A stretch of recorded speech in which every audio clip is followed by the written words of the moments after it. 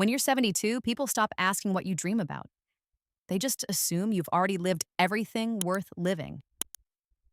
But Mary Richardson never got that memo. Her life had become an echo of footsteps in an empty house, of calls from children that always started with, "Hi, Mom, I'm busy," but her husband George had been gone for 10 years. The house smelled of lavender and loneliness. That February morning, she sat at the kitchen table holding a cup of cold coffee, staring through the window at the same gray street she'd seen for 40 years. A moving truck was parked outside. New neighbors, young ones, full of noise and hope. She smiled faintly. Then she saw the for sale sign in her own front yard. Her daughter Laura had planted it there, without asking. "Mom, it's time to move to a retirement home," Laura had said last week. "You can't take care of the house anymore." Mary didn't argue, not because Laura was right, but because she was tired of explaining that being old didn't mean being finished. So she made a decision that no one expected, not even herself. She packed one suitcase, left a note on the table, and drove away. No destination, just the road. She stopped 200 miles south near a small coastal town where seagulls replaced sirens and the air tasted of salt and rust. The motel was cheap, the bed was harder than truth, but the sound of the ocean at night felt like someone whispering, "You're not done yet." The next morning, she walked into a diner by the pier. An old man behind the counter looked up. "Coffee?" "Black," she said. "And a reason to stay alive. If you've got one." He laughed, the kind of laugh that shakes dust off old hearts. "Best I can do is a slice of pie. That'll give you hope for an hour." She stayed. For the pie, for the ocean, for the first time she'd felt anonymous and free. Over the next few days, Mary started noticing people. A fisherman fixing nets, a young waitress humming along to an old Elvis tune, a man in a wheelchair painting the horizon. Everyone seemed broken, but quietly alive. One evening, while walking along the beach, she saw that same man with the paints. His strokes were slow but deliberate, the colors wild and fearless. She stopped. "That's beautiful," she said. "It's the ocean," he replied. "Looks calm." "Isn't." They talked. His name was Henry. Retired military photographer. Lost his wife 10 years ago. Same year as Mary lost George. "Funny," he said. "We both survived love and still kept breathing." "I'm not sure breathing counts as living," she answered. He smiled. "Then maybe it's time we both relearned." The next morning, Henry knocked on her motel door. "Breakfast," he said, holding 2 paper cups of coffee. "You planning to feed a stray old woman?"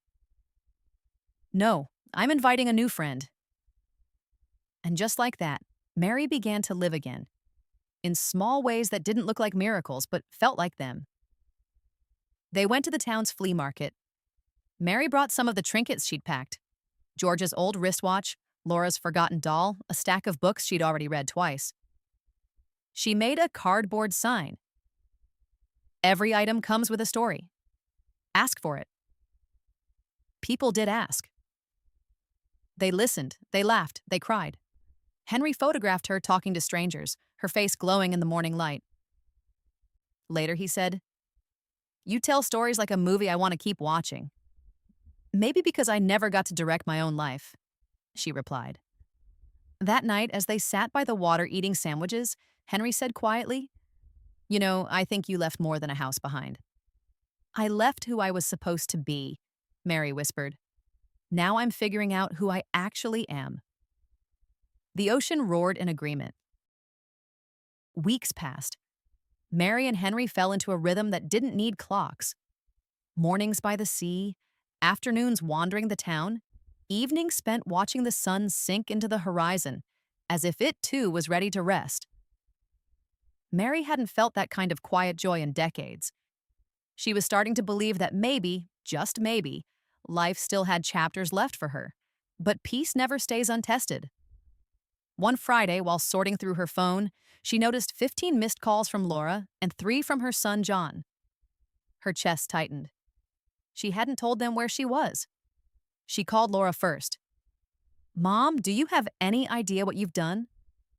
Apparently, something unforgettable. You scared us to death. We thought you'd been kidnapped or kidnapped by happiness, maybe. Silence. Then Laura's voice hardened. You're being selfish. You sold the house. You left without saying a word. I left because you stopped listening. You're 72, Mom. You can't just disappear. I didn't disappear, Laura. You just stopped looking. The call ended with the kind of silence that lingers like smoke. For days, Mary avoided her phone. Henry didn't press her. He'd been through enough wars, literal and emotional, to know that people fight hardest when trying not to cry. Instead, he handed her a camera. Here, he said. Start taking pictures. Sometimes a lens helps you see the world before you can face it. Mary tried. Her first photo was of a broken fishing boat half buried in sand. The second was a stray cat sleeping on a bench. The third, Henry laughing, mid-sentence, sunlight cutting across his face. She looked at the photo that night and realized she was smiling. Not the polite kind of smile you wear for other people. The kind that comes when something inside you finally exhales. A week later, the diner owner asked her if she'd ever worked. 30 years as a nurse, she said. Then you've seen it all. Too much, maybe. He nodded. We could use someone like you at the community clinic. Just part-time, no pressure. Mary hesitated. She hadn't worn scrubs in 10 years. Her hands shook more than before. Her knees ached on rainy days, but something inside whispered, say yes. So she did. The clinic was small and underfunded, but the people reminded her why she'd once believed in purpose.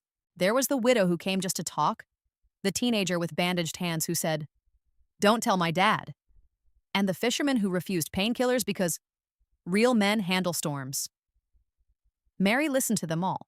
She didn't heal everyone, but she made them feel seen. And slowly, she began to feel seen too. Henry started picking her up after work. Sometimes he'd wait with flowers, sometimes with a thermos of coffee, sometimes with just a smile that said, "You made it through another day." They never called it love. Maybe because they were both too old for that word. Or maybe because love had already become something quieter, truer. Less like a promise, more like a presence. Then one afternoon, Laura showed up, unannounced, angry. Her car barely stopped before she was out of it. "So this is where you ran off to?" she demanded. "Ran off?" Mary repeated. I walked. Slowly. I can't believe this. Selling Dad's house, living in a motel, with some man. Some man has a name, Laura, Henry said from the porch, calm as rain. Laura turned on him. You're taking advantage of her. Ma'am, Henry said softly, your mother doesn't strike me as the kind of woman who's easy to take advantage of. Mary almost laughed, but didn't. Instead, she said, Laura, I know you think I've lost my mind, but maybe I've finally found it. The argument stretched for an hour. Voices rose, tears fell, and by the end, Laura stood there shaking. You're throwing away everything Dad built, she said. No, Laura, I'm honoring it. He built that house so I'd have a home, but a home without peace is just walls. Laura looked at Henry, then back at her mother. I don't even recognize you. That's okay, Mary said. I'm still learning who I am. Laura drove off without another word. Henry watched her car disappear down the road. You all right? He asked. I don't know, Mary whispered. But for once, I'm not pretending to be. That night, it rained hard, the kind of rain that erases footsteps and old regrets. Henry and Mary sat on the porch, wrapped in blankets, watching lightning dance over the sea. You think she'll come around? Henry asked. Maybe. Maybe not. Children always believe their parents are immortal until they see the cracks. And when they do, they either turn away or finally look closer.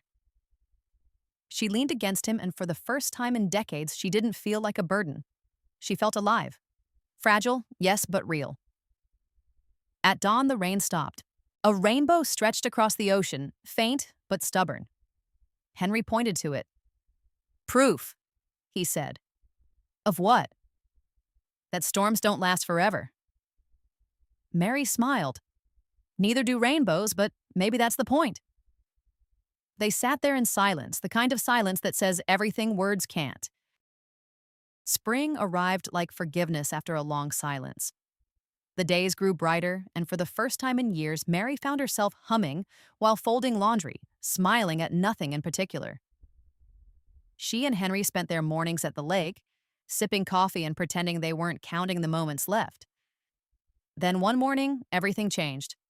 Mary woke early, sunlight still soft through the curtains. She baked an apple pie, the one George had loved, and the smell filled the cottage. Outside, Henry sat on the porch reading. It was such a simple, perfect moment that Mary wished time would stop. But time never asks permission. The music on the radio faded. The air grew too still. She looked up. Henry wasn't moving. His book had slipped to the floor. She ran outside. Henry? Henry, please, but he was gone. No struggle. No warning. Just a quiet heart deciding it had done enough. The funeral was small. A few neighbors, a man from the photo shop, and a woman Mary didn't know. After the ceremony, that woman approached her.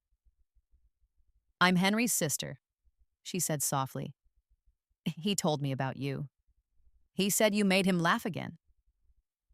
Mary managed a faint smile. Her voice shook as she replied, He made me remember how. She returned home alone that afternoon. The house greeted her with silence, the kind that weighs, not comforts, but this time she didn't fear it. She brewed 2 cups of coffee out of habit, then poured one outside for Henry. For the road, she whispered. Days turned into weeks. Her children didn't call. Until one evening when her phone buzzed with a single message from Laura. I heard about Henry. I'm sorry, Mom. Hope you're okay. Mary read it, smiled sadly, and typed back, I am. For the first time, I really am. She hit send, set the phone down, and exhaled the years she'd been holding in. A month later, John showed up at her door. No warning, no flowers, just guilt in a wrinkled suit. Mom, he began, voice low. I heard about what happened. You read my obituary early? She teased gently. He didn't laugh. I came because I've been thinking. About you. About everything. Mary crossed her arms. That must have been exhausting. He sighed. I was awful. I treated you like a problem. You were busy living. I understand. No, Mom. I was busy running from the person who raised me. You always said family's not about being perfect. It's about staying. For the first time in a long while, Mary didn't have an answer. She just nodded. You stayed, she finally said. That's a start. They had dinner together. Just soup and bread, but it felt like communion. He asked about Henry, about her time at the clinic, about the small things that make up a life. Mary told stories, the kind with laughter hiding tears between sentences. When she finished, John said quietly, You know, I used to think getting old meant losing things. It does, she replied. But sometimes it means finding what matters. A few weeks later, he brought Laura and her kids. They stood awkwardly on the porch, the air thick with unsaid things. Mom, Laura began. We thought maybe we could visit more often. Only if you bring pie, Mary said with a grin.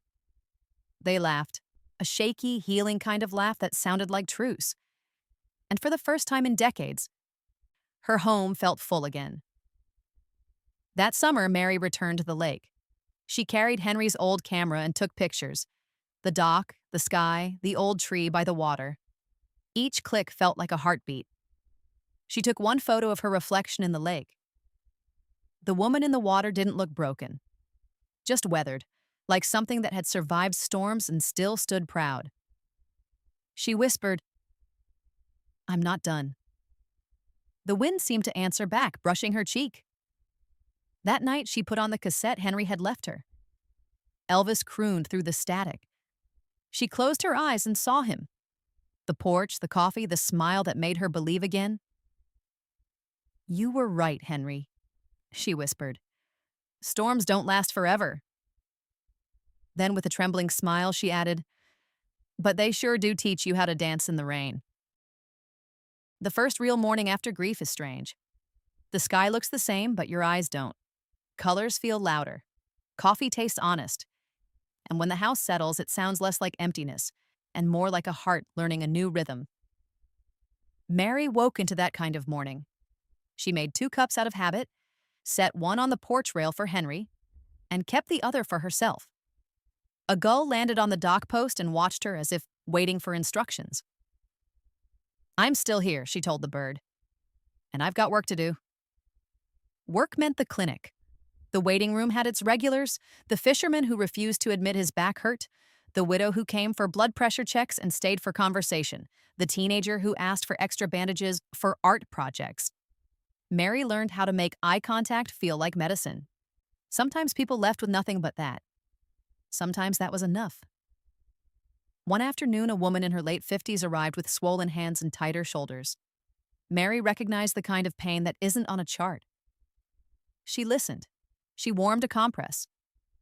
She told a story about a day in her nursing years when the only cure was a chair, a window, and time. The woman smiled through tears. "You sound like you've been lonely," she said. "I have," Mary answered. "But not today." Laura began calling every Sunday.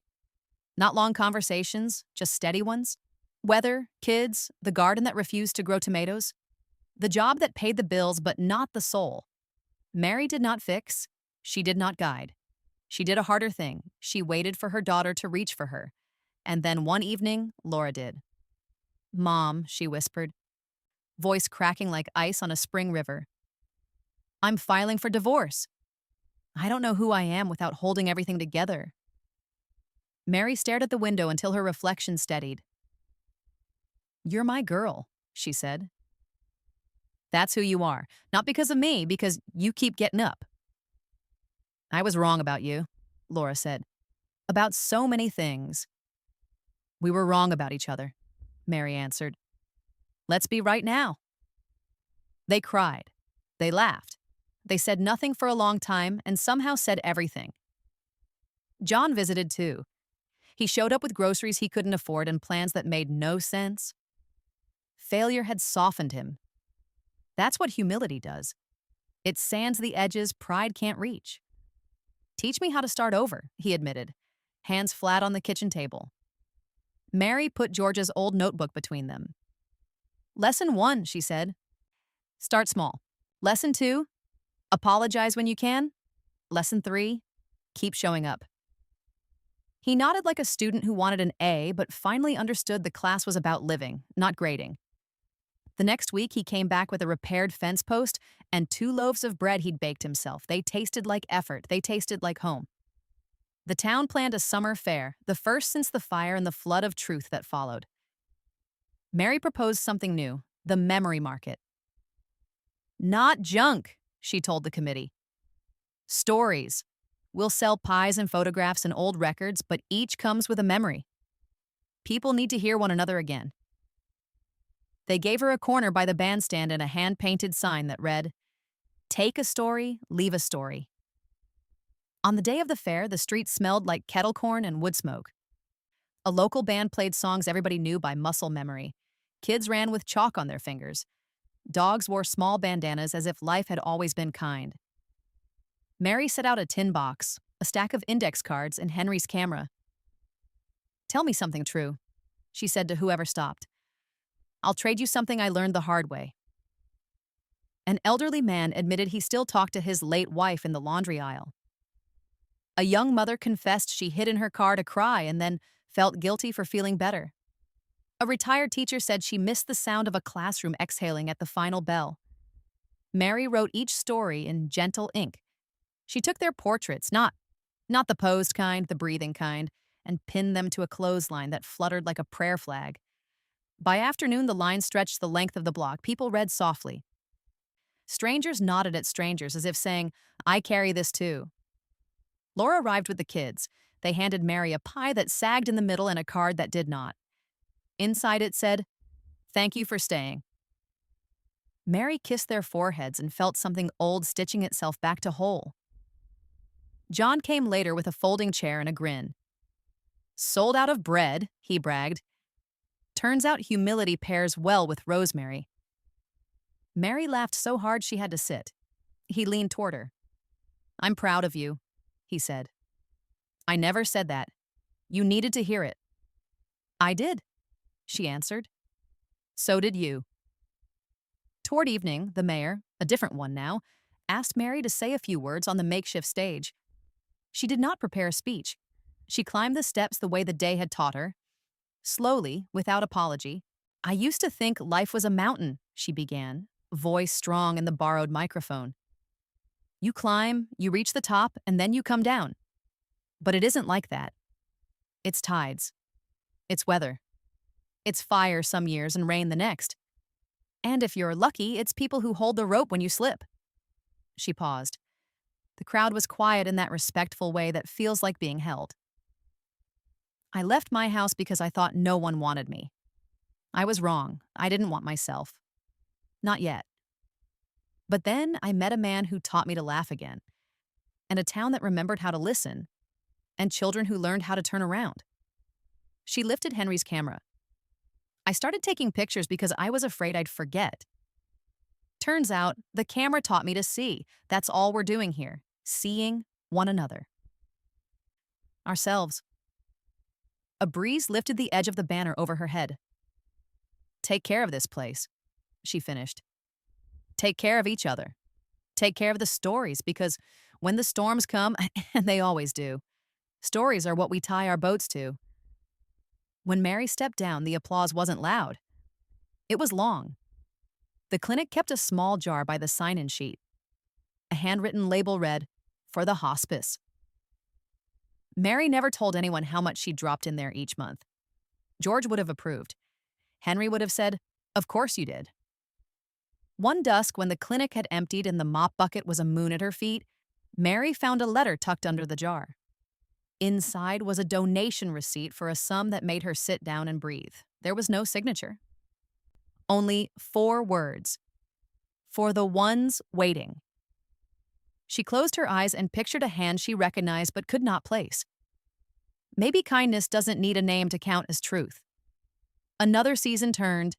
Leaves rusted and fell. Mary planted bulbs she might not live to see bloom. That's what faith looks like at her age. Putting beauty in the ground and trusting strangers with spring. On a cool morning, Laura arrived with boxes. Moving? Mary asked, teasing. Into my life, Laura said. Finally. They spent the day sorting old photos. Laura asked for copies of George's letters. Mary handed over the ones with coffee stains and bad jokes. He wasn't a poet, Laura said, laughing. No, Mary replied. He was a promise. They cried at the same time, then rolled their eyes the same way, a gene they shared and never liked to admit. That evening, John joined them for soup. He brought bread again. Better this time. He had been practicing. Mom, he said when the bowls were empty and the table had warmed to conversation, do you ever think about leaving again? Every day, Mary answered. Then I remember I already did. And I came here. Here? Inside myself, she said, tapping 2 fingers over her chest. The address I kept ignoring. He nodded like someone who had just found a map. Keep it, she added. You might need directions. Winter brought a soft quiet, not the heavy kind. Mary decorated a small tree with photographs instead of ornaments. Henry on the porch, laughing. George pretending to dance and absolutely failing. Laura at 8, scowling at a birthday cake. John asleep with a book on his face. She brewed cocoa and stood back. The tree glowed with light and memory. She whispered to the room, "Look at us. Still here." On New Year's morning, she walked to the lake. The water was steel, the sky an open hand. She took one more picture of the old tree, the one that had watched her live through love twice. She pressed the camera to her heart. "Thank you," she said. It did not matter to whom. Spring returned like an apology the world kept. The bulbs Mary had planted sent up green spears that broke the dirt with quiet joy. Laura knelt beside her, dirt under both their nails. "Look at that," she said. "Proof," Mary answered. "Of what?" "That patience blooms." They stayed like that a long time, two women who had learned to forgive each other simply by not giving up. Near sunset, a mail carrier left a small package at the door. No return address. Inside, a framed photograph. Mary and Henry side by side at the memory market, faces turned toward the same joke, eyes bright with the same understanding. On the back, in tidy handwriting, "Some promises keep us, even after we let go." Mary placed the frame on the mantel between a seashell from the first week she ran away and George's brass compass. If you looked closely, all three objects pointed the same direction. That night, she sat on the porch with a blanket and the cassette player. Elvis crackled. The horizon held its breath. Mary spoke into the friendly dark. "George," she said, "I kept the house where it mattered. Henry, I kept the laughter. Kids, I kept a seat for you. Town, I kept your stories. And me, I kept going." The wind lifted a corner of the blanket and tucked it closer, the way hands used to do. Mary listened to the end of the song. Then she stood, turned off the porch light, and left the door unlocked. It was at last a home,